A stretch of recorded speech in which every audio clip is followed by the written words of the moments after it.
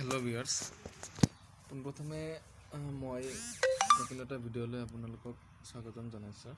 আজি মই আপোনালোকক দেখুৱাম কেনেদৰে হায়াৰ ছেকেণ্ডেৰী ফাৰ্ষ্ট ইয়াৰৰ আসাম হায়াৰ ছেকেণ্ডেৰী এডুকেশ্যন কাউন্সিলত গৈ ৰেজিষ্ট্ৰেশ্যন কৰিব এডমিশ্যন লোৱাৰ কাৰণে। চ' ইয়াৰ কাৰণে আপুনি আপোনাৰ মোবাইলৰ যিকোনো এটা ব্ৰাউজাৰ অপেন কৰিব লাগিব আৰু তাত টাইপ কৰিব লাগিব দৰ্পণ DRPAN dorpon.AHSEC online.in বুলি সাৰ্চ কৰি দিব আপুনি। আৰু সাৰ্চ কৰাৰ লগে লগে আপোনাৰ মোবাইলত এনেকুৱা এটা ইণ্টাৰফেচ দেখা পাব। তো ইয়াত আপুনি দেখা পাইছে তলত লিখা আছে,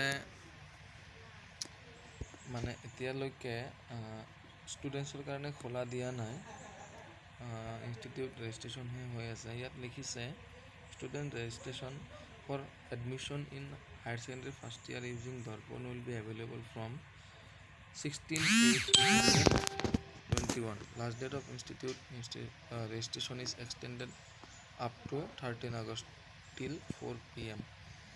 So ইয়াত কৈছে ষ্টুডেণ্টছৰ কাৰণে যি ৰেজিষ্ট্ৰেশ্যন প্ৰক্ৰিয়া সেয়া এতিয়ালৈকে আৰম্ভ হোৱা নাই, অতি সোনকালে ইয়াত মুকলি কৰিব। আৰু বৰ্তমান ইনষ্টিটিউটৰ যি ৰেজিষ্ট্ৰেশ্যন প্ৰক্ৰিয়া সেয়া চলি আছে।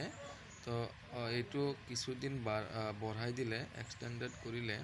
তো 13 আগষ্টলৈকে ইনষ্টিটিউট ৰেজিষ্ট্ৰেশ্যন হ'ব আবেলি 4 বজালৈকে।